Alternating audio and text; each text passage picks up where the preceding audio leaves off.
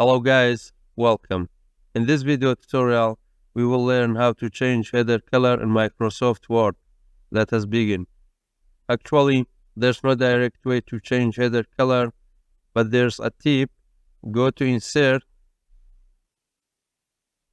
under Header and Footer section, click on Header, Edit Header to activate header area. Go to Insert, Shape,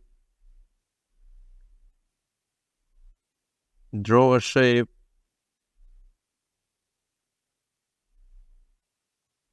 right-click on the shape, format shape, in line, choose no line, and then fill. You can choose the color as you prefer. Now you can write text.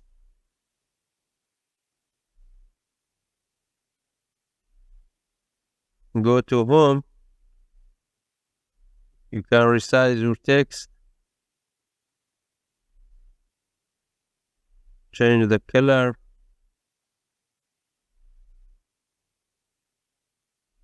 Thanks for watching. I hope you found this video to be helpful.